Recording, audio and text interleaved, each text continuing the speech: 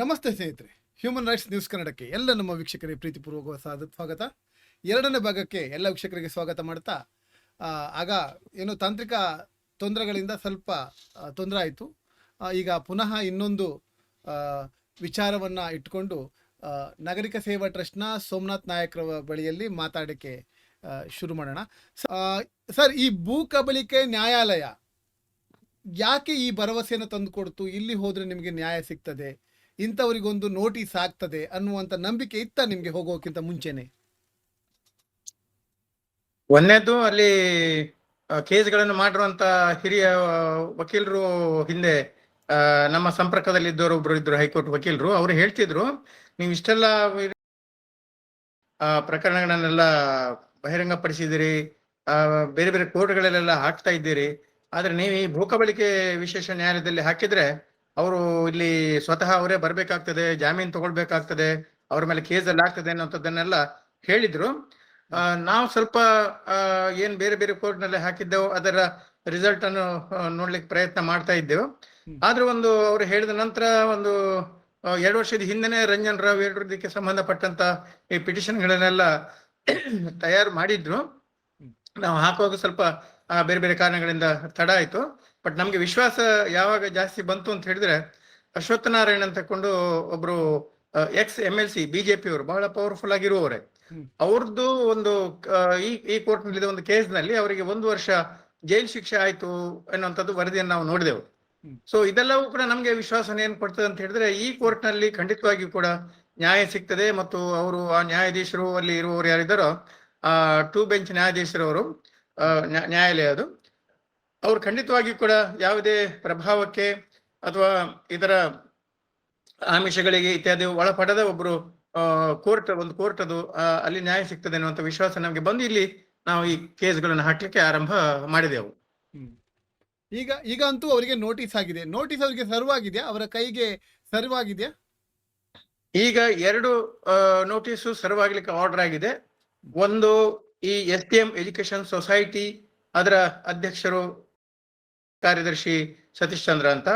2ನೇದು ಸಮಾಜ ಮಂದಿರ building society, ಇದರ ಅಧ್ಯಕ್ಷರು ಮತ್ತು ಕಾರ್ಯದರ್ಶಿ ಒಬ್ರು, ಅವರಿಗೆ ನೋಟಿಸ್ ಸರ್ವ್ ಆಗ್ಲಿಕ್ಕೆ ಆರ್ಡರ್ ಆಗಿದೆ ಬೆಳ್ತಂಗಡಿಯ ಪೊಲೀಸ್ ಇನ್ಸ್ಪೆಕ್ಟರ್ ಮುಖಾಂತರವಾಗಿ. 3ನೇದ್ದು ಮೊನ್ನೆ ಫೈಲ್ ಆಗಿದೆ. ಇನ್ನು ಕೂಡ ಅದು ಸ್ವರ್ಣ ಸ್ಟೇಟ್ಮೆಂಟ್ ಪ್ರಮಾಣೀಕೃತ ಹೇಳಿಕೆ ಆಗ್ಬೇಕಷ್ಟೇ, ಅನಂತರ ಅಷ್ಟೇ ಆದೇಶ ಆಗ್ಬೇಕು. ಈ 2 ನೋಟಿಸ್ ಯಾವ್ದು ಉಂಟು ಅವರಿಗೆ ಸರ್ವ್ ಮಾಡುವಂತದ್ದನ್ನು ಪೊಲೀಸ್ ಇನ್ಸ್ಪೆಕ್ಟರ್ಗೆ ಮಾಡಿದ್ದಾರೋ ಇಲ್ಲ ಎನ್ನುವಂಥದ್ದು ನಮ್ಗೆ ಈಗ ಮಾಹಿತಿ ಬಂದಿಲ್ಲ. ಬಟ್ ನಮ್ಮ ಹಿರಿಯ ವಕೀಲರಾಗಿರುವಂತ, ಹೈಕೋರ್ಟ್ ವಕೀಲರಾಗಿರುವಂತ ಈ ಒಂದು ಕೋರ್ಟ್ ನಲ್ಲಿ ದಾಖಲೆ ಮಾಡ್ಲಿಕ್ಕೆ ನಮ್ಗೆಲ್ಲ ರೀತಿಯಲ್ಲೂ ಕೂಡ ಸಹಕಾರ ಕೊಡ್ತಿರುವಂತಹ CR ಭಾಸ್ಕರ್ ಇವರು ಅದನ್ನು ಸ್ಟೇಷನ್ ನಲ್ಲಿ ವಿಚಾರಿಸಿಕೊಂಡು ಖಚಿತ ಮಾಡಿಕೊಳ್ತಾರೆ, ಫಾಲೋ ಅಪ್ ಮಾಡ್ತಾರೆ. ಈಗ ಹಾಗಾದ್ರೆ ನಿಮ್ಮ ಪರವಾಗಿ ವಾದಿಸ್ತಾ ಇರೋರು, ನ್ಯಾಯಾಲಯದಲ್ಲಿ ವಾದಿಸ್ತಾ ಇರೋರು CR ಭಾಸ್ಕರ್ ಅವರೇ? ಹೌದು, ಖಂಡಿತವಾಗಿಯೂ ಕೂಡ. ವೀರೇಂದ್ರ ಹೆಗಡೆ ಅವರು ಈಗ CR ಭಾಸ್ಕರ್ ಬಗ್ಗೆ ಹೇಳೋದಾದ್ರೆ, ಅವರು ಏನು ಹೈಕೋರ್ಟ್ ನ ವಕೀಲರ, ಯಾವ ವಕೀಲರ, ಅವರು ಕ್ರಿಮಿನಲ್ ವಕೀಲರ, ಹೇಗೆ ಅವರ ಬಗ್ಗೆ ಹೇಳೋದಾದ್ರೆ ಸ್ವಲ್ಪ 1-2 ಮಾತಲ್ಲಿ? CR ಭಾಸ್ಕರ್ ಅವರು ಹೈಕೋರ್ಟ್ ನ ವಕೀಲರು ಹೌದು. ಹಾಗೇನೆ ಈ ಸಿವಿಲ್ ಕೋರ್ಟ್ಗಳಲ್ಲಿ ಯಾವುದೆಲ್ಲ ಉಂಟು ಅಲ್ಲಿಯೂ ಕೂಡ ಅವರು ಪ್ರಾಕ್ಟೀಸ್ ಅನ್ನು ಮಾಡ್ತಾರೆ. ಮತ್ತು ರಾಜ್ಯದ ಬೇರೆ ಬೇರೆ ಕಡೆಯಲ್ಲಿ, ಕೋಲಾರ, ಧಾರವಾಡ, ಇಲ್ಲಿಗೂ ಕೂಡ ಎಲ್ಲ ಅವರು ಕೇಸ್ಗಳಿಗೆ ಹೋಗ್ತಾರೆ. ಮತ್ತೆ ಅವರು ಒಳ್ಳೆಯ ಅನುಭವ ಇರುವವರು, ಹಿರಿಯರು. ಮತ್ತು ನಮ್ಮದೇ ವಿಷಯದಲ್ಲಿ ಈಗ ಶೀನಪ್ಪ ಯಾರಿದ್ದಾರೋ ಅವರು ನಮ್ಮ ಮೇಲೆ ತಡೆಯಾಜ್ಞೆಗಳನ್ನೆಲ್ಲ ತಂದಿದ್ದಾರೆ. ಬಹುಶಃ ನಿಮ್ಮ ಮೇಲೆ ಸಹ ಅದು ತಡೆಯಾಜ್ಞೆಗಳನ್ನೆಲ್ಲ ತಂದಿದ್ದಾರೆ. ಸೊ 100 ಮಂದಿ ಪತ್ರಕರ್ತರ ಮೇಲೆ ಕೂಡ ತಡೆಯಾಜ್ಞೆಗಳನ್ನು ತಂದಿದ್ದಾರೆ, ಗ್ಯಾಗ್ ಆರ್ಡರ್ ತಂದಿದ್ದಾರೆ. ಸೊ ಈ ಶೀನಪ್ಪರವರ ನಮ್ಮ ಮೇಲೆ ಹಾಕಿರುವಂತ ಒರಿಜಿನಲ್ ಸೂಟ್ ಯಾವ್ದುಂಟು, ಆಮೇಲೆ ಹಾಕಿರುವಂತ ಮಿಸ್ಸೆಲಿನಿಯಸ್ ಕೇಸ್ ಯಾವ್ದುಂಟು, ಇದೆಲ್ಲವನ್ನು ಕೂಡ ಹ್ಯಾಂಡಲ್ ಮಾಡ್ತಿರುವಂತವ್ರು ನಮ್ಮ ಭಾಸ್ಕರ್ ಅವರು. ಬಹಳ ಒಳ್ಳೆಯ ಕಮಿಟೆಡ್ ಮತ್ತು ಸಾಮಾಜಿಕ ಕಾಳಜಿ ಇರುವಂತಹ ಒಬ್ರು ವಕೀಲರು. ಮತ್ತೆ KRS ಪಾರ್ಟಿಯ ವಕೀಲರು ಕೂಡ ಅವರು ಆಗಿದ್ದಾರೆ. ಈಗ ಅಂದ್ರೆ ಇಂಥವರ ವಿರುದ್ಧ ಹೋರಾಡ್ಲಿಕ್ಕೆ ಅಂದ್ರೆ ಅವರಿಗೂ ಅಂಥದ್ದೊಂದು ಶಕ್ತಿ ಇರಬೇಕಾಗ್ತದೆ. ಯಾಕಂದ್ರೆ ಸಾಮಾನ್ಯ ವಕೀಲರು ಅಥವಾ ಸಾಮಾನ್ಯ ವ್ಯಕ್ತಿಗಳು ಇವರ ವಿರುದ್ಧ ಹೋರಾಡ್ಲಿಕ್ಕೆ ಬಹಳ ಕಷ್ಟ ಆಗ್ತದೆ, ಹೆದರ್ಕೊಳ್ತಾರೆ. ಅಂಥದ್ರಲ್ಲಿ ಇಷ್ಟೊಂದು ಒಳ್ಳೆ ವಕೀಲರು ಸಿಕ್ಕಿದ್ದು ನಿಮ್ಮ ಹೋರಾಟಕ್ಕೆ ಒಂದು ಮುಂಚೂಣಿ ಇದು ಸಿಗ್ತಾ ಇದೆ ಅಂತ ಅನ್ಕೊಂತೀನಿ. ಖಂಡಿತವಾಗಿ ಕೂಡ. ಯಾಕಂದ್ರೆ ವೀರೇಂದ್ರ ಹೆಗಡೆ ಅವರ ವಿರುದ್ಧವಾಗಿ ಹೋರಾಟ ಮಾಡುದು ಅಂತ ಹೇಳಿದ್ರೆ, ಅವರ ವಿರುದ್ಧವಾಗಿ ಕಾನೂನು ಕ್ರಮ ತೆಗೆದುಕೊಳ್ಳುದು ಅಂತ ಹೇಳಿದ್ರೆ ಸಾಮಾನ್ಯವಾಗಿ ವಕೀಲರುಗಳು ಮುಂದಕ್ಕೆ ಬರ್ಲಿಕ್ಕೆ ಹೆದರ್ತಾರೆ. ನಾವು ನೋಡಿದ್ದೇವೆ ಅವರ ಪರವಾಗಿರುವಂತ ಎಷ್ಟೋ ವಕೀಲರುಗಳು. ಈಗ ನಾವು ನನ್ನ ಮೇಲೇನೆ ಬಂದಿರುವಂತಹ ಹಿಂದಿನ ಇಲ್ಲಿಯ ಡಿಸೊಬಿಡಿಯನ್ಸ್ ನಾವು ಮಾಡಿದ್ದೇನೆ ಅಂತಕೊಂಡು ಬೆಳ್ತಂಗಡಿ ಕೋರ್ಟ್ ನಲ್ಲಿ, ಆಮೇಲೆ ಏನ್ ನನಗೆ 3 ತಿಂಗಳ ಶಿಕ್ಷೆ ಆಯ್ತು, ಅದಕ್ಕೆ ಅಪೀಲ್ ನಾವು ಮಾಡ್ಬೇಕು ಅಂತ ಹೇಳಿ ಆದಾಗ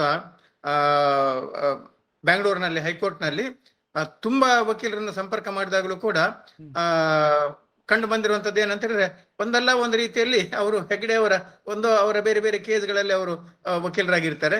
ಇಲ್ಲ ಆದ್ರೆ ಅವರ ವಿರುದ್ಧ ಯಾಕಪ್ಪ ಅವರ ವಿರುದ್ಧ ನಾವು ಹೋರಾಟ ವಕಾಲತ್ತು ಹಾಕುವಂತದ್ದು ಎನ್ನುವಂತ ಒಂದು ದೃಷ್ಟಿಕೋನವನ್ನು ಸಹ ಹೊಂದಿರ್ತಾರೆ.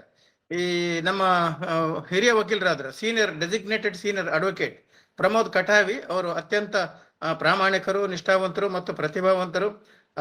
ಉಡುಪಿಯ ಮಠಾಧೀಶರೆಲ್ಲ ಕೇಸ್ಗಳನ್ನೆಲ್ಲವನ್ನು ಕೂಡ ಅವರೇ ಹ್ಯಾಂಡಲ್ ಮಾಡಿ ಯಶಸ್ಸನ್ನು ಪಡೆದಂತವರು ಕೂಡ ಬಹಳ ಸೀನಿಯರ್ ಅಡ್ವೊಕೇಟ್ ಮತ್ತೆ ಒಳ್ಳೆ ಮಾನ್ಯತೆ ಇರುವಂತವ್ರು. ಅವ್ರು ನಮ್ಮ ಅಡ್ವೊಕೇಟ್ ಆಗಿದ್ರು. ಅವ್ರು ಸೀನಿಯರ್ ಅಡ್ವೊಕೇಟ್ ಆಗ್ಬೇಕಾದ್ರೆ ಈ ಕೇಸ್ಗಳನ್ನೆಲ್ಲ ಫೈಲ್ ಮಾಡ್ಲಿಕ್ಕೆ ಒಬ್ರು ಅಡ್ವೊಕೇಟ್ ಬೇಕಾದ್ರೆ ಅದನ್ನ ಹಿಡಿಬೇಕಾದ್ರೂ ಕೂಡ ನಮ್ಗೆ ತುಂಬಾ ಸಮಸ್ಯೆ, ಕಷ್ಟ ಆಗಿತ್ತು. ಇದೇ ನೀವು ಹೇಳಿದ ಹಾಗೇನೆ ಹೋರಾಟ ಕಾನೂನು ಕ್ರಮಗಳಿಗೆ ತಗೊಳ್ಳಿಕ್ಕೆ ಬರುವಂತ ವಕೀಲರು ಬಹಳ ಕಷ್ಟ.